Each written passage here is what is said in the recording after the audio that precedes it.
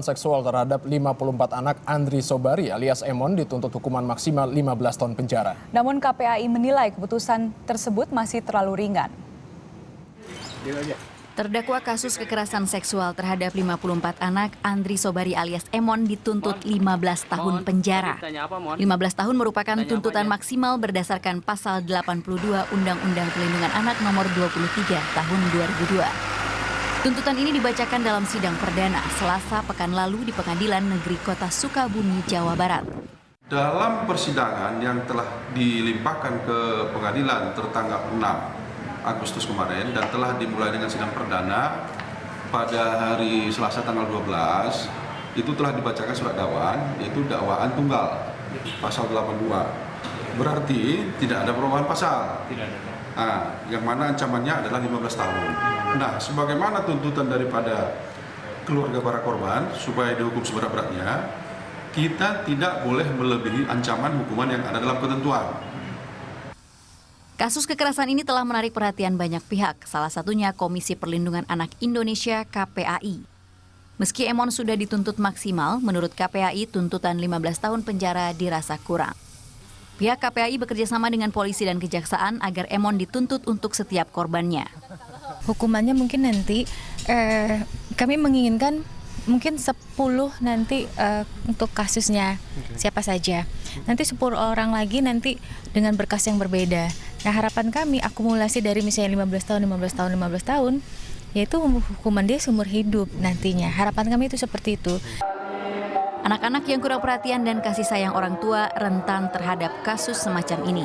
Kita lihat masyarakat di sana ternyata keluarga-keluarga tersebut tidak memberikan hak dasar anak. Hak dasar anak itu apa sih? Hak diberikan kasih sayang. Di dalam kasih sayang itu ada apa?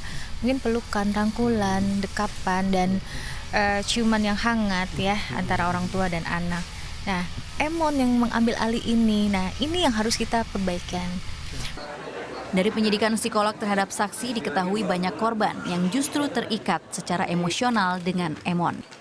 Sampai ada fenomena bahwa Emon ini sangat disayang sama mereka itu, nah ini juga kan kita harus mawas diri dan kita harus mengakui bahwa ada kesalahan pada pola asuh, ada kesalahan dalam memberikan ataupun mendidik anak-anak tersebut.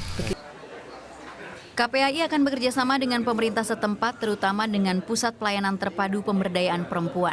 Ini dilakukan untuk merehabilitasi para korban. Idealnya untuk merehabilitasi korban kekerasan seksual dibutuhkan waktu 5-15 tahun. Sebagian masyarakat di Jakarta berharap Emon mendapat hukuman lebih berat supaya menimbulkan efek jera. Saya kurang ya, soalnya nggak cukup aja dia